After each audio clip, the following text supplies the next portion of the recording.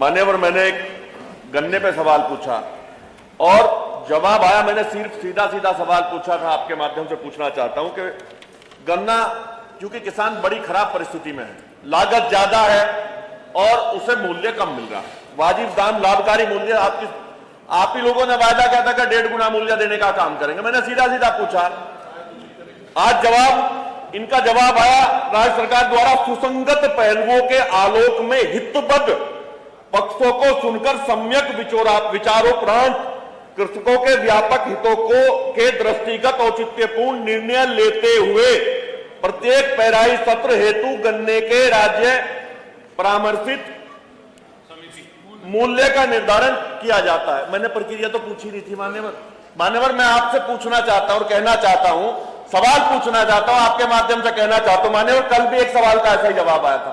सीधा सीधा सरकार को तय करना है, सरकार बतावे। केंद्र ने 8% बढ़ाकर के अपना एफएसपी डिक्लेयर कर दिया। मान्यवर, मैं पूछना चाहता हूं उसी की तरफ से बढ़ा दें। किसान की तो बड़ी खराब स्थिति है मान्यवर, किसान की लागत, किसान बुआई में पैसा खर्च करता है, सिंचाई में पैसा खर्च करता है, डीजल में पैसा लगता है, बच्चों की पढ़ाई नहीं कर पाता, बच्चों की शादी नहीं कर पाता, जुताई में पैसा लगता है मान्यवर, बिजली महंगी, खाद महंगा। मैं धन्यवाद भी दूंगा, बहुत सारे मिलों का भुगतान आपने कराया, इसके लिए धन्यवाद। बीज में थोड़ा कम किया, उसके लिए धन्यवाद। लेकिन जो सच्चाई है उसे तो आप स्वीकार करेंगे और उसका समाधान करना आपकी जिम्मेदारी। हम सरकार में होते तो हम करते, अब आज आप सरकार में है, जवाब आएगा आपके समय में, ये हुआ था, वो हुआ था। सवाल कुछ है, जवाब आया कि मैंने इन मिल का ये किया है क्या। मैं अब भी पूछना चाहता हूं, उसमें अब भी अवशेष लिखा है, शामली का अवशेष लिखा है, सिंभावली का अवशेष लिखा है। ये मेरा फेलियर नहीं है, ये सरकार का फेलियर है। जो परिस्थितियां थी उन परिस्थितियों में आपने उनका सामना किया, समाधान करने का प्रयास किया, बार बार धन्यवाद। पर मुझे बता दो, मूल्य कब घोषित होगा? आपने 1.5 गुना का वायदा किया था, घोषित नहीं हुआ, बढ़ाया नहीं।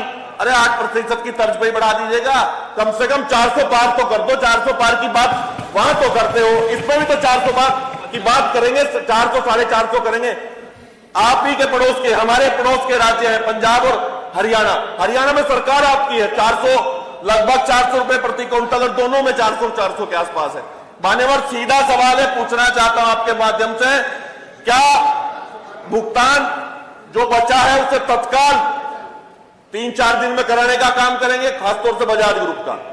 मान्यवर, दूसरा सवाल, पुनः वही सवाल पूछ रहा हूं, किसान का खर्चा देख करके, उसके कर्ज देख करके, उस आंख के आंसू देख करके, क्या मूल्य जल्दी घोषित करना और बढ़ाने का काम करेंगे? दुर्भाग्य की बात है मान्यवर, आपके माध्यम से कहना चाहता हूं मान्यवर, गन्ना मेहनत करके किसान गन्ना उगाता है, अपनी फसल का दाम पता ही नहीं, फसल बेच दी, पूरी ताकत लगा दी। अक्टूबर में पेराई सत्र शुरू हुआ था मान्यवर, आज क्या है? दिसंबर। दुर्भाग्य की बात है। बस ये पूछना चाहता हूं कि कब तक घोषित करेंगे मूल्य और कितना बढ़ाएंगे, और बढ़ाएंगे नहीं बढ़ाएंगे? माननीय मंत्री जी, माननीय अध्यक्ष जी, गन्ने की प्रक्रिया के बारे में माननीय सदस्य को पूरी जानकारी है। एक उप समिति होती है केन कमिश्नर की अध्यक्षता में, जिसमें कुछ विशेषज्ञ होते हैं और जो हमारे नंबर 2 पे, जिन्हें जो अच्छे किसान होते हैं, नंबर 2 की प्राइज मिलती है स्टेट में, वो लोग भी उसमें शामिल किए जाते हैं। वो किसान भी वो अपना सुझाव, अपना प्रस्ताव भेज देती है समिति को, जो समिति चीफ सेक्रेटरी की अध्यक्षता में होती है। चीफ सेक्रेटरी की अध्यक्षता में दिल्ली शर्करा संस्थान के लोग निदेशक आते हैं, कानपुर शर्करा संस्थान के निदेशक आते हैं। इसके बाद जब वो तय करते हैं, उसके बाद में विभाग के द्वारा या मेरे द्वारा इंडस्ट्रियलिस्ट और किसानों से बात करके जो पहले नंबर के जिन्हें इनाम दी जाती है वो किसान भी बुलाए जाते हैं और उनके बाद में फिर मूल्य तय किया जाता है। ये एक प्रक्रिया है मानवर। अब ये कहते हैं कि प्रक्रिया का क्या करना है, अब इसका तो मान्यवर कोई जवाब नहीं है। मैं देखिए मैंने बड़े धैर्य से सुनी है, मुझे भी धैर्य से सुन लो। तो मैं ये अनुरोध कर रहा था मानवर कि वो स्वयं भी इस बात को कर रहे हैं। यही लोग तो हैं सामने बैठे वाले। सबसे ज़्यादा आंदोलन पेमेंट के मेरठ, मुजफ्फरनगर, शामली और बागपत में ही हुआ करते थे। आज 54 फैक्ट्री ऐसी हैं जिन्होंने 100% से ज़्यादा पेमेंट गन्ने का किसान को कर दिया है उत्तर प्रदेश।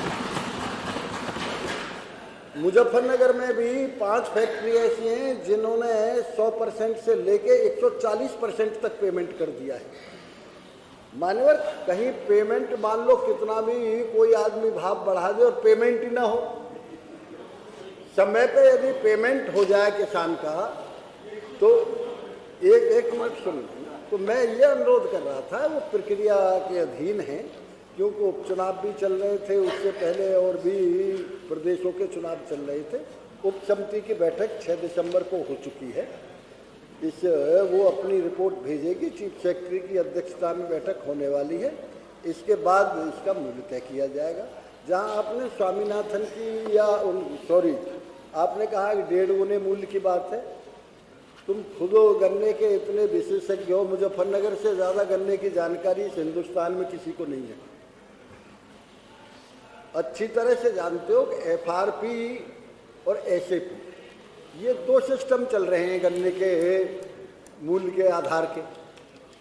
FRP पे मनवर पूरा दक्षिण भारत के जो राज्य हैं वो तय करते हैं। SAP पे सेंट्रल गवर्नमेंट हम लोग तय करते हैं, उत्तरी भारत के लोग।